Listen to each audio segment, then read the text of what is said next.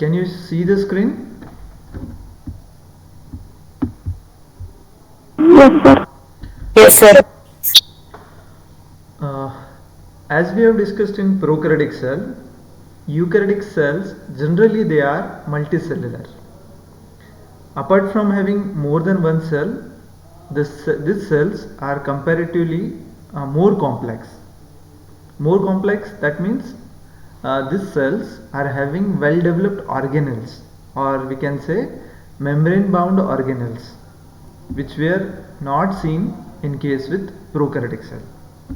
As we have discussed in evolution, the first or primitive cells, they were mostly they were the prokaryotic cells, that is the small cells which may have accidentally formed. But when these cells have through the course of evolution has evolved into eukaryotic cells, one theory comes to our mind, that is endosymbiotic theories. Have you heard about that endosymbiotic theory?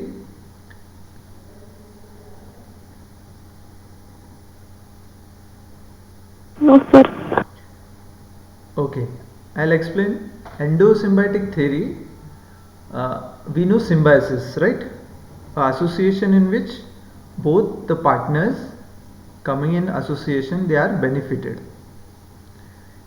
Endosymbiotic means some or one of the member of the pair is residing inside the other cell.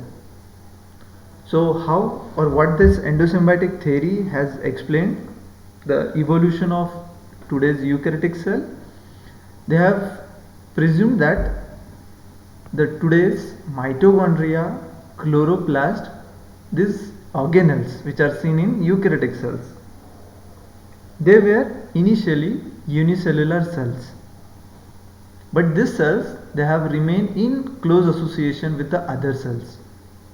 We know that mitochondria is the powerhouse of a cell which can generate energy and store that.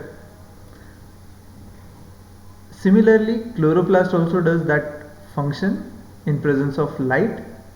It can harvest the solar energy and can synthesize or convert it into usable form or chemical form.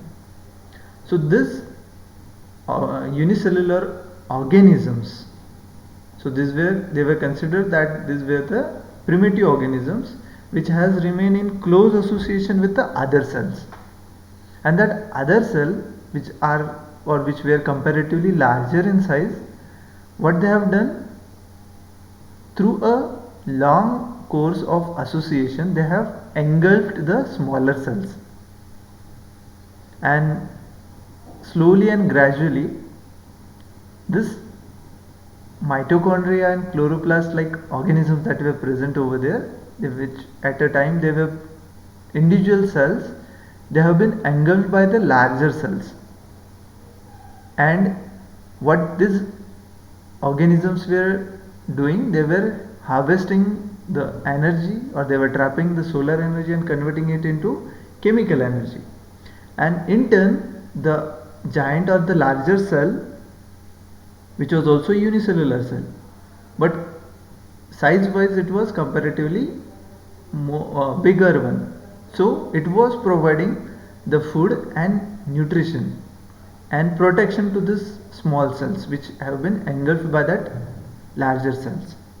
So both of the members they were benefited, that is the smaller cells, which is the mitochondria, which is regarded as the primitive bacterial cells, they were harvesting the energy and providing or helping the cell, while the larger cell which was giving it the protection, and both of them were benefited. So this association is regarded as symbiotic association. In that case, here the organism is one smaller organism is residing inside the other larger organism, sorry. So this has remained for several thousand years, and later on the smaller cells that is today's mitochondria and chloroplast, they have lost their other functions. So they have focused on a typical function that they are best known for, and they have resided, or they are relying on the giant cell or larger cell for other miscellaneous functions, and both the cells are benefited in that case.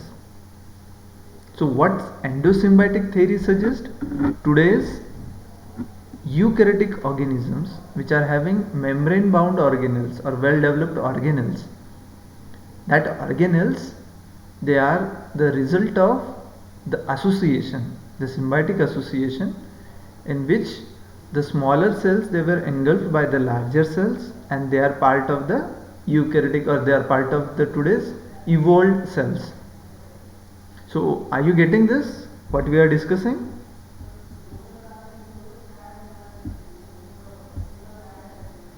Yes, anyone? Yes, sir. Okay. So this mitochondria and chloroplast particularly, they are the example, or they are the proof that this where these organelles were one time unicellular bacteria which were freely living outside the cell. As we know, these two organelles particularly, they have their own DNA. Do you know this? Mitochondria has its own DNA. We call it as a mitochondrial DNA. Also, Yes, sir. with plants we have chloroplast. That chloroplast also have chloroplast DNA. We can call it as a cpDNA. So they are the proof that at one time during the course of evolution they were individual or free living cells. Later on, for the common cause, that is for the protection, for the synthesis of food, so these organisms have remained in association with one another, and now they are part of a single cell. The cell has increased in size, and also it has diversified its function. So with this we'll move on to eukaryotic cell. Now eukaryotic cell means the cell which contains well developed nucleus.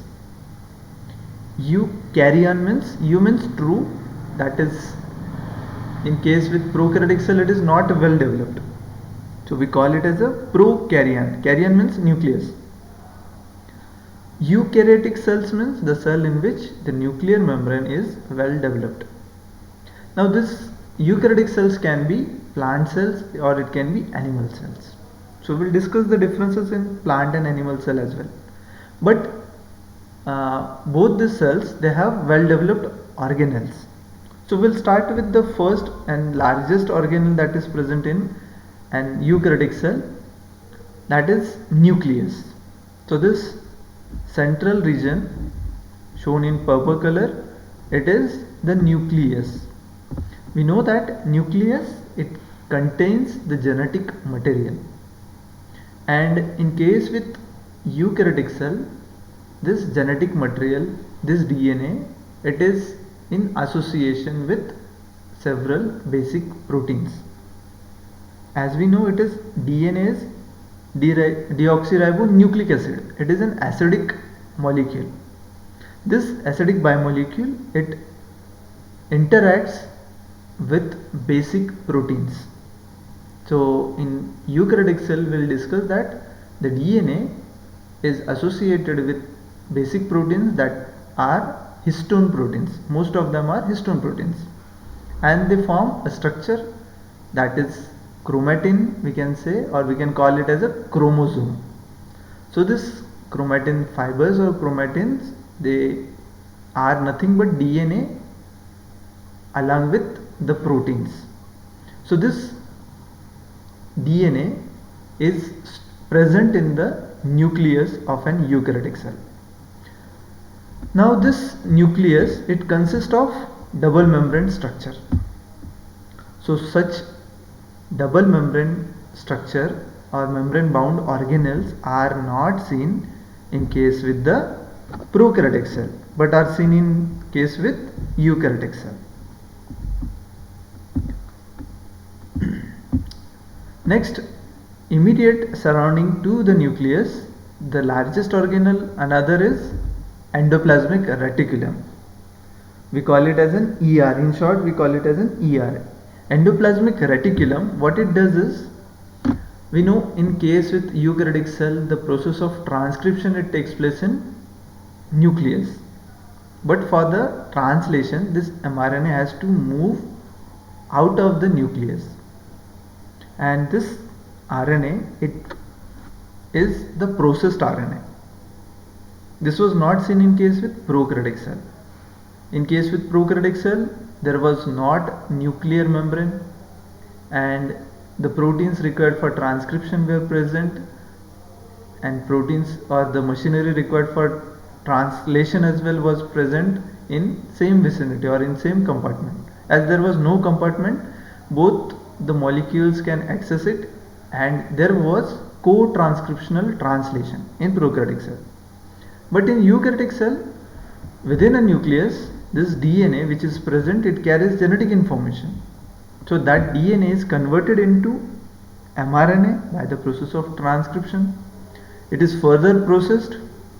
So that processing, like 5' capping, 3' polyadenylation, then removal of non-coding sequences and joining of the coding sequences, that is removal of introns and splicing of exons. And one more type of modification, that is editing.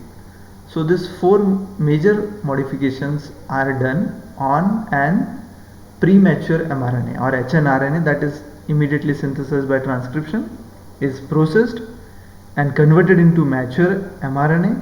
This mature mRNA, it moves outside the nucleus through the nuclear pore.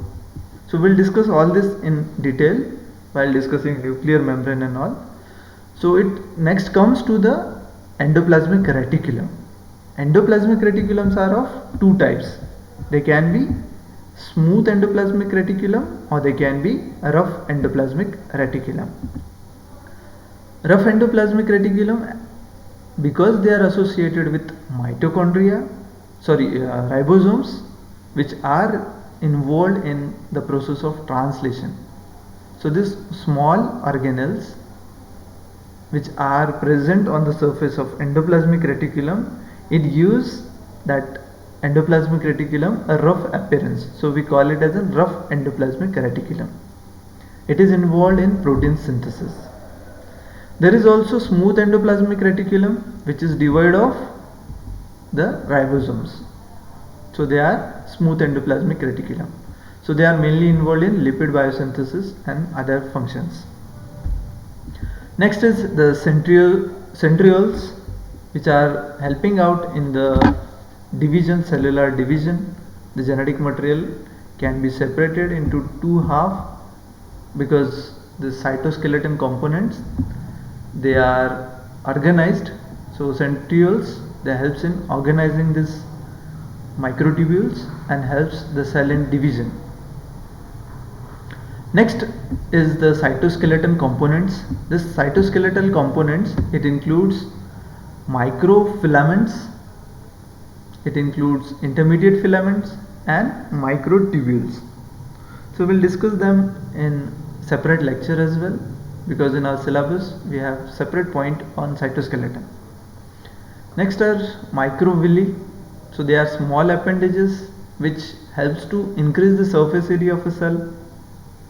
Then an animal or eukaryotic cell, it also consists of peroxisome, which has enzymes in it helping in digestion, or it is having some catalytic enzymes in that. Then we have mitochondria, what we have discussed in endosymbiotic theory, which is regarded as the powerhouse of a cell. Then the animal cell or eukaryotic cell also has lysosome in it. Lysosome, it has